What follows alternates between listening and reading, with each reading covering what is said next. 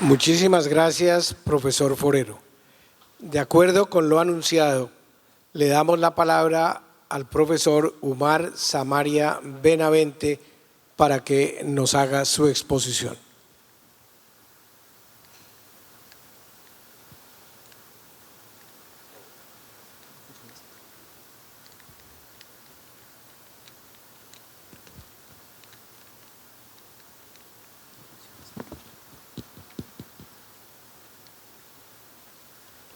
Buenas tardes, espero que estén bien. En principio, mis saludos y mi agradecimiento muy afectuoso a la doctora Débora Guerra y al doctor Carlos Colmenares por permitirme estar nuevamente en este prestigioso evento y compartir ese espacio con grandes amigos, Jordi, doctor, para hablar de este tema tan interesante que es la tutela cautelar. Jordi me ha adelantado y suscribo el 85% de lo que él dice. Hay 15% que no, todavía. A ver, ¿tú sabes cuál es la palabra que más se ha repetido por los expositores en este evento? Ha sido la palabra proceso. Las he contado y se han dicho 171 veces, no, 71 veces. Bueno, con estas 72. Con esto puedo llegar a dos conclusiones. Una, que soy un maniático que cuenta palabras, ¿no? Ayer me dijiste que estaba gordo, por lo tanto soy un gordo maniático. Y la segunda es, tantas veces proceso, este es un evento de derecho procesal. La primera afirmación, soy un gordo maniático, ¿es verosímil o es probable?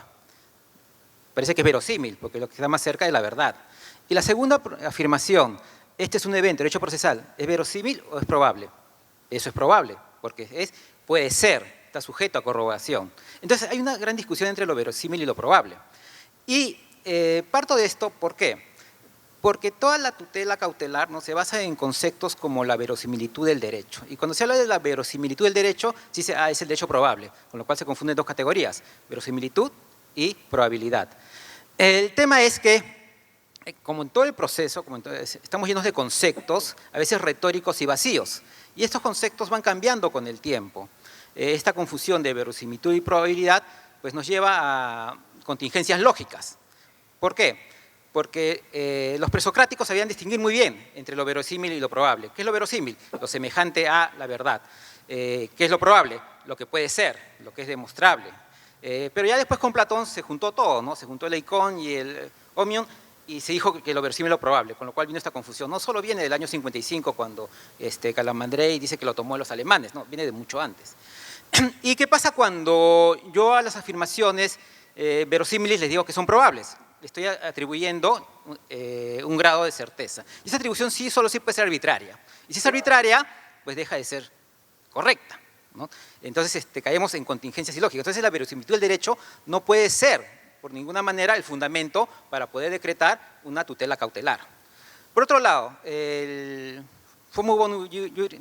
peligro en la demora o el daño irreparable, que son dos elementos externos, uno externo y otro interno del proceso, tampoco son presupuestos para una tutela cautelar. ¿Son presupuestos para qué? Para una condición sumaria, ¿no? Para acelerar el proceso, no de la cautela en general. Ya lo dijo Faire Guillén, también lo dijo Vio Batista. O sea, no son presupuestos exclusivos de una tutela cautelar, sino para cualquier condición sumaria. Por lo tanto, ni verosimilitud del derecho, ni peligro en la demora o daño irreparable son presupuestos para una tutela cautelar. Entonces, ¿cuáles serían los presupuestos para la tutela cautelar? En ese aspecto, no está.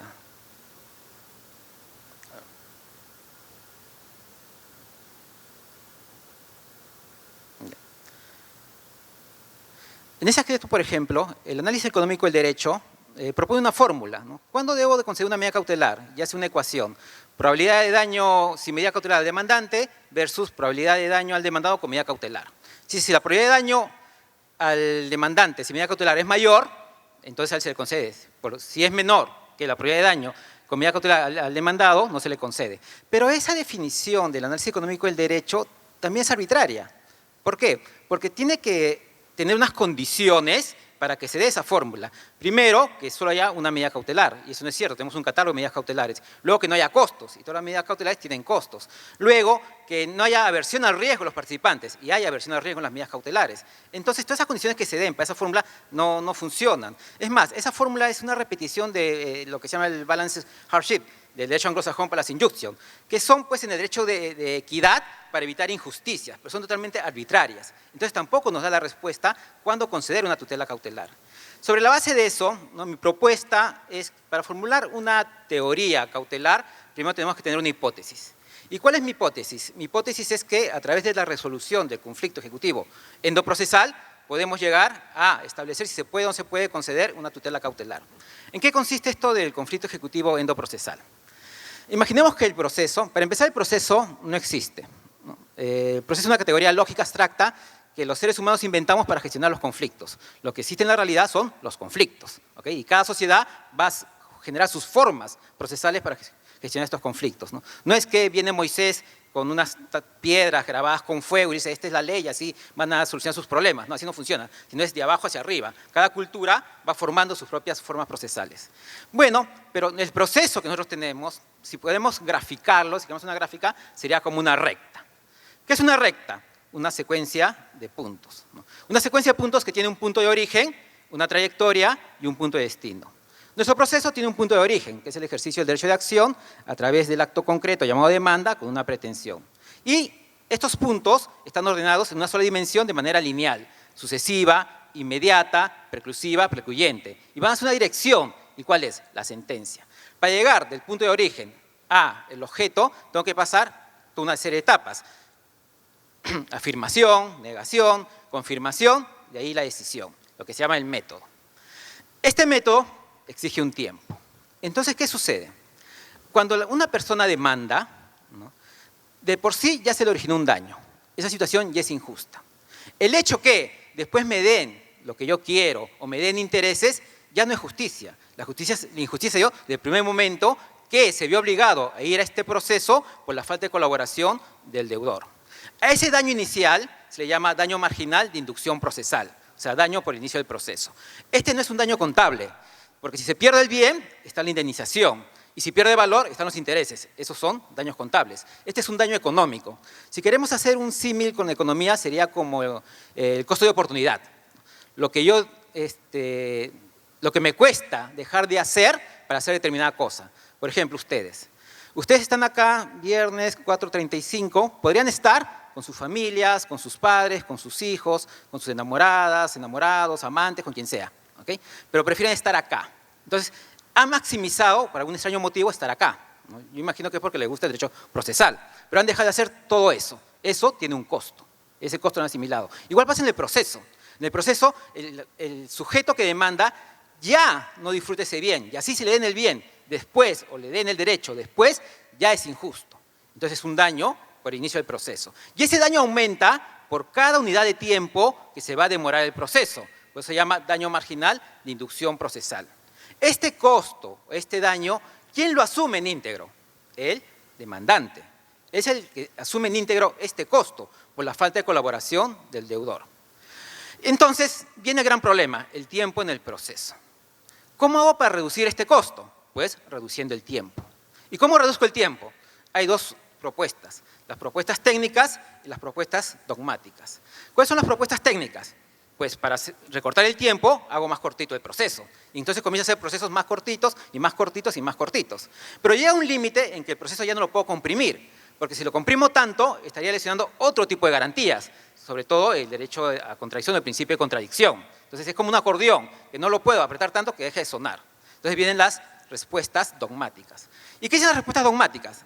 Como yo no puedo comprimir el proceso, pero tengo que reducir el tiempo, entonces hay la posibilidad de adelantar los efectos del título antes de tenerlo en algún punto del proceso declarativo.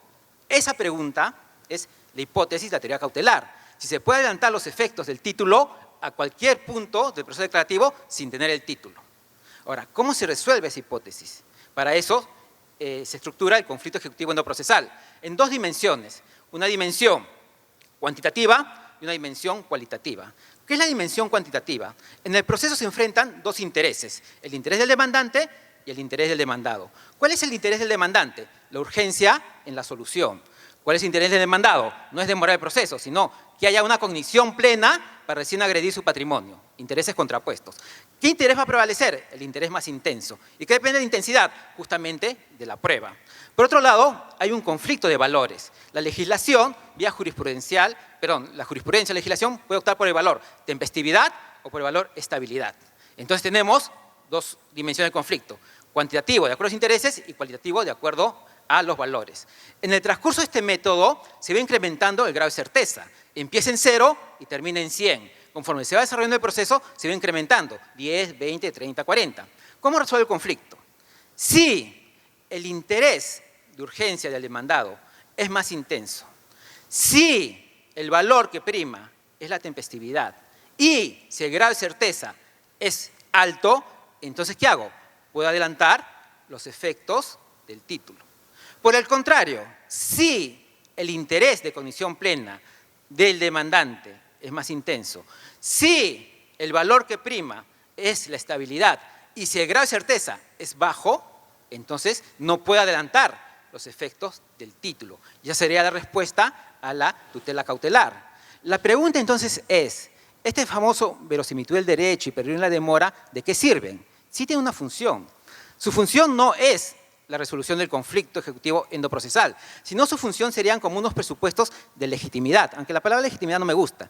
Sería mejor unos presupuestos de una situación habilitante para poder presentar la medida cautelar. Y la verosimilitud del derecho es ahí donde al solicitante se le origina la famosa proporcionalidad, pero no como razonabilidad, porque la razonabilidad es un criterio del derecho anglosajón, en el cual se dice que la resolución no debe ser injusta, arbitraria ni despótica, sino la proporcionalidad como herramienta del derecho constitucional, o sea, el test de proporcionalidad, el juicio de necesidad, utilidad y proporcionalidad en estricto sensu.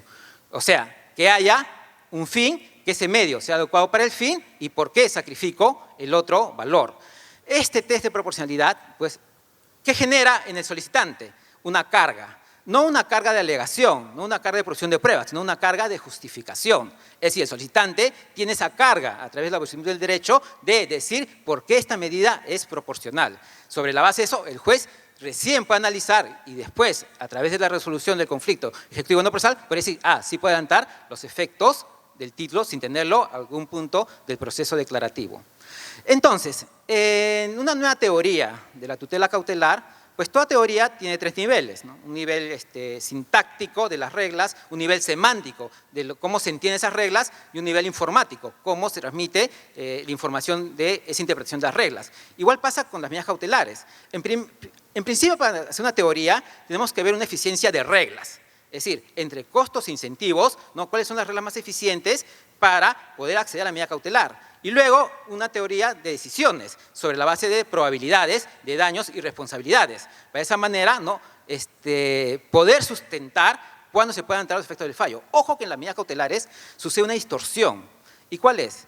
Que precisamente como a través de la medida cautelar se traslada el costo del daño marginal de inducción procesal al demandado, ¿okay? Ese traslado de costo se garantiza con la contracautela. Sin embargo, cuando se adelanta el efecto al solicitante, se le está dando una utilidad. Esa utilidad no está grabada. Solo grabamos la salida, pero no grabamos la entrada, lo cual desde por sí ya genera esa desproporción. En todo sistema input-output siempre se graba la entrada y se graba la salida. Por ejemplo, ustedes cuando ganan plata, les cobran un impuesto por ganar. Y cuando gastan, les cobran otro impuesto. En la medida cautelar no. En la medida cautelar solo se graba el costo con el traslado garantizado con la contracautela, pero no se graba la utilidad que se le da al solicitante por el adelanto de la jurisdicción plena sin que termine el proceso. Justamente es ahí donde el solicitante, a través de la proporcionalidad, tiene que decir por qué tengo que ver, está bien, el costo que me genera el daño de marginalización procesal, pero también tengo que explicar la utilidad que me va a generar, ¿okay? La utilidad que me va a generar el adelanto de los efectos, porque si la utilidad es mucho mayor que el costo, entonces ¿qué estoy creando? Incentivos perversos. Incentivos perversos para la presentación de medidas cautelares, que generalmente es lo que pasa, y ese es el desequilibrio en las medidas cautelares. Por eso es que en una nueva teoría de la medida cautelar tenemos que ver eficiencia de reglas, eficiencia de decisiones, ¿no? Y de ahí establecer lo que ya no serían medidas cautelares correctas o justas, sino lo que se llaman medidas cautelares óptimas. Sobre la base de esos presupuestos yo creo que sí se puede diseñar una nueva teoría de la medida cautelar. Gracias.